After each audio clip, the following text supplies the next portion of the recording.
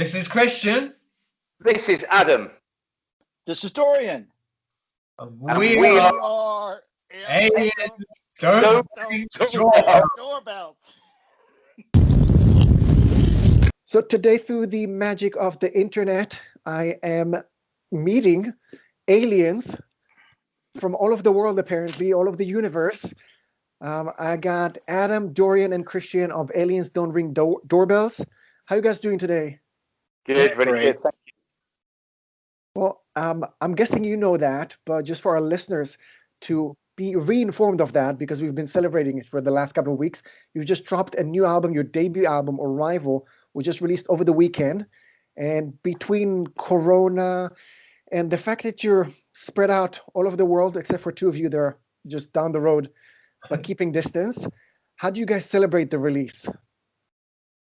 Well, you know, that is a story actually, because Christian phoned me up on Friday when the actual album hit and said, are we doing anything? And I was like, I know we should be, but we didn't. But then I went out Saturday night with my wife, just went out and I said, I'm at sweet and just had mind you, ended up having 4 bottles of wine, I must admit. So we did celebrate it. And then I know Dorian said his brother sent him a bottle of bubbly, so he was celebrating last night. Oh yeah. Don't carry on. Where's my champagne? But when we get together, only one bottle. You know, we're going to celebrate in proper rock and roll style when we get together and have a proper. Yeah, I mean, unfortunately, like I say, we're not together at the moment, so it's a bit tricky to do that. So, but we will be. Don't worry, and we'll video it, but we'll have to censor it and put it on YouTube or something. So, if I went through your story correctly, then you recorded in Denver, you had a video in Ukraine, you have some members from Bahamas, born all over the place. We even have a Scouser, a hidden Scouser. Hello. You're partially even based in Spain, and to top that up, you're being named aliens. So not where, but what is your definition of home? What is home for you guys? Well, forget all that. Rhino Radio. You're from is from Birmingham, right? Yeah. I am from Birmingham. So originally I'm from Birmingham, but I've been in Spain for 20 years. So yeah, sorry, I cut Dorian off, but I just wanted to get that out. No. That's a great story, though. Yes, and I've been living in before I moved to Spain and met Adam and Christian in a cover band.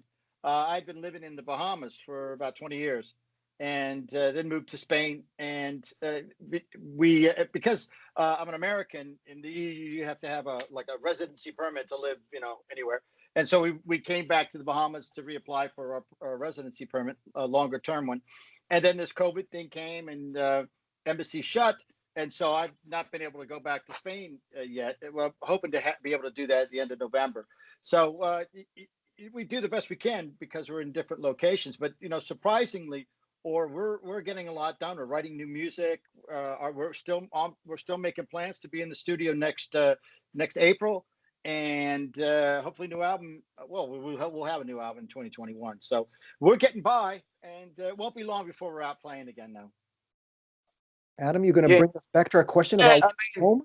Yeah, I'm originally from Liverpool, and just a strange story that it is. My auntie, obviously from Liverpool as well, she's just decided to move here, and she's just put a submission in to buy a house right behind mine. So yeah, we're all coming over here at the moment. So yeah, I mean, I've lived a lot of my life. I lived in Oxford. I've been in Spain for literally 18 years now as well. So I mean, it's a lovely place to live, playing music, writing music, and enjoying it. Yeah, I mean, as the aliens, I think the way you described it, because of where we're all from different places, it's quite apt actually. We never thought of it like that. So it works really well. So the bottom line, home is where music is, or where the bubbly is. I go with bubbly myself. Yeah, I mean, personally for me, home is where as long as I have a swim in a pool, and I'm happy. Years ago, I said, "Well, there's a bottle of," but now, really. And does it all feel like home after spending so much time in there with lockdowns and restrictions and being sent there or being kept away? Does it feel the same? I mean, we've been quite lucky in Spain because because of the weather, of course, which helps massively. But there was a point though where we couldn't even leave. We had a serious lockdown here. You couldn't even leave your house and walk around the streets. So we had it quite severe in the beginning, but as it's moved on, it's. I think with everybody, they've all struggled with it because home is is where it's where you live, it's where your family are. But with all this, some people can't see their family or anything, so it's disrupted everybody in a way. So it's a tricky question to answer, I suppose. So I want to touch on something from the album. I picked up on a lot of romance there, some heartbreaks, some new romance, keeping the flame alive, chasing her up a street. So who's the biggest romantic in the band? Me. I'd say we all have a little bit of that.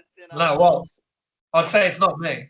I mean, I think the way we wrote like with Dorian, like he wrote the main stem of story, which is it's a complete life story, and that's what we've been able to do as a band because we've had a lot of experience performing live and of actual life in itself. So a lot of it is we've tried to express what we've actually experienced ourselves and been through, or feelings, more than other people that can write maybe a story about something they'd hope to do or think about it. We've actually achieved and been through most experience we've written about. So it's a bit more sincerity in there, I think. Is that another way of saying you're old? It's been around. Hey, gotta keep that out of it. I would just add to that and say that that all three of us are the songwriters on the album, and each one of us brought different ideas to the band to make songs out of. And if you listen to the whole album as a whole, you will hear those different little influences and those different little observations or perspectives on romance and other life issues and things. But we love doing it. But you'll hear those. That's why people say, the songs sound different and stuff. We got three writers in the band. Yeah, I mean, but particularly, I mean, as you know, it's Thursday night now, so tomorrow we had the album out last week, but on Friday we've got another single coming out online called "Blind to See," and it's one of those songs. The way I describe it, it is a romantic song. It's all about the friendships when you're friends first, and then you move on maybe into a relationship where your friends tell me you should belong together. But then if it does go wrong, just go back to the beginning, go back to the start, remember your friends. So that's hitting you guys tomorrow. Well, we'll be sharing it with everyone and enjoying it as well. Friday. Another kind of life issue that was not really dealt in the album, but something that you touched on in real life. You had a charity gig to support Bahamas after they were hit by a hurricane, with politics kind of being bounced back and forth and the art pushing it back and forth. Is it something that you think that music is in need of, that music and activism should go hand in hand, or are you more on the kind of escapism side of music? I would, if I could answer that one, I, at least from my perspective, in terms of how I would write tunes and things of that nature, we're not really trying to make a main statement other than that we believe in the pursuit of happiness, and that's like a fundamental thing. All this other dogma, whether it's ideological or religious, whatever, that's just dogma. And what at the end of the day, people should be free to pursue happiness, and that's what we try to get across. Whether that has to take time, and you have to go through certain relationships or stuff. But that's the kind of idea. That's why a lot of our songs are stuff that aren't specific to this exact time frame, not to this specific issue that's happening. They're just more like a bigger picture of life or even beyond life. The song story is a big picture song, and people interpret it in lots of different ways because they can read stuff into it. But it's a big picture idea that that suggests that that our place in the whole universe is somewhat random, and that we're not that special. We're a random result of a weak sun in a stable solar system on a planet that occasionally has the ability to host life as we know it. So, if you take a look at that and you see how random we are, and that it could come and go very quickly, the pursuit of happiness seems like a reasonable thing to do. Yeah, can I just add that when we did that that gig, that it was also quite a personal thing, because Earl Forbes, who was the bass player, he was personally affected by that whole event, and he couldn't find his mum for 5 days. Thank God she was fine, she was okay and everything. But it gave us the opportunity. We were in a place where we were able to shine a light on what was happening in the Bahamas, and we were fortunate enough to be in the right place to do that. So, touching on the upcoming writing, does it mean that the second album is going to be kind of along the same lines, or are you going to just marching and walking up Wall Street? Well, I mean, I think, like we say, with the first album, like even what Dorian was saying, we hadn't. There was no agenda for any song. We didn't even sit and go, right, let's write a song about this or that. We just wrote and saw what happened. And with the second album, we've already entered into the realms of writing for it already. With the songs that we've finished, half finished. There's words are done. Christian's writing stuff on the keyboards, and it's just evolving. It's just we're not letting anything like lead us in any direction. If it's coming out, and we put it down, then we'll get together as we did with the first album, all three of us, and we'll pick through it, and we'll add bits, take bits out, and we'll and put it in the mix and see what happens. So I want to confront you guys with a rumor that I found online while I was doing my research. Okay, I'm guessing that your fans. Not true. I never did it. I never. No, not guilty. I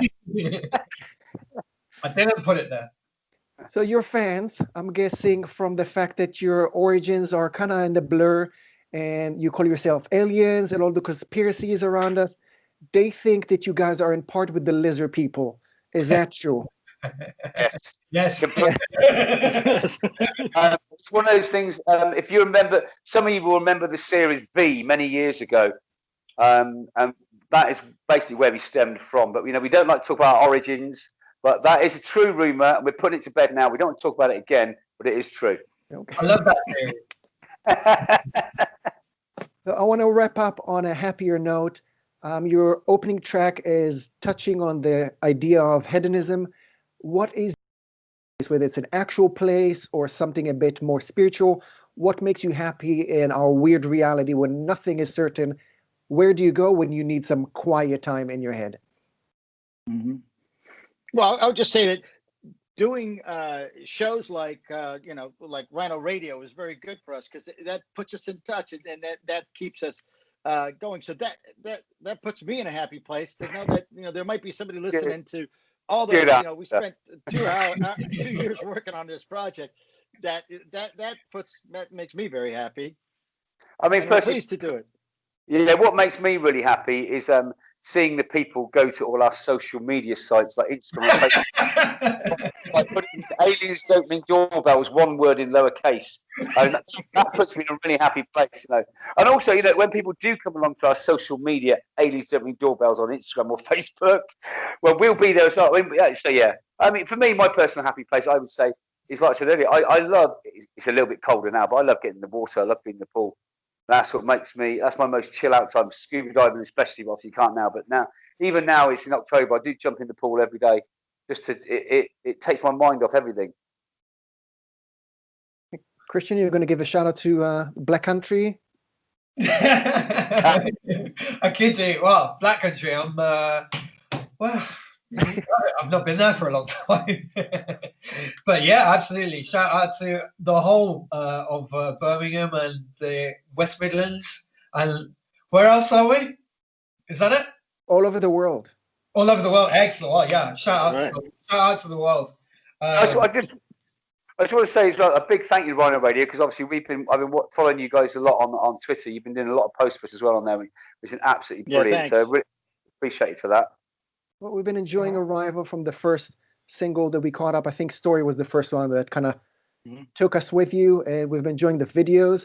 The video for Slipping Away was crazy. Yep. Oh, great! You liked it? Yeah, I like how the girl was fighting back at the end. That was great stuff. She was like, yeah, she was crazy. She was like, it was so, we had over 100 casts in that. We did manage to shoot most of it in one day in this club in Ukraine. It was a very early start, but yeah, the outcome of it, like I say, if you haven't seen it, just jump on our YouTube, Aliens Don't Ring Doorbells, and it's a great video. It was great fun doing it, like you say. You know, it's got that element of fun to it as well. And it was shot in one of the largest strip clubs in Kiev, Ukraine. So that's a little bit of background. That place does exist. So now I'm waiting for a video on Friday. Is going to have you stripping. Not me. I think that's Adam. He does all the stripping for the I have got one, but you know, we're waiting for that. You know, we might auction it off. We might get a fiver out of something. I guess I have to admit, I've been listening to Arrival over the weekend. It's so diverse, so much fun. It goes from jazz to rock to pop, everything for everyone. So I really enjoyed that. Thank you very much for sharing it with us. Is there anything else you would like to add to fans and listeners before we say goodbye? Just a big thank you to Rhino Radio and all the listeners out there. Really appreciate you enjoying our music. And as you said earlier, if you want to pop along to our social media, Aliens Don't Ring Doorbells, come and say hi. We try and keep you updated as much as we can of our releases and what we're doing day to day. And you can see how we're progressing. And also you get all the information from there when and how we're going to be performing live and touring in 2021, which we will be. I cannot wait for it to be safe, for all of us to be reunited by stage. Thank you very much, guys, for sharing your time and thoughts with us. And I really look forward to catching you on the stage. Brilliant. Thank you. Thanks. Cheers. Thanks.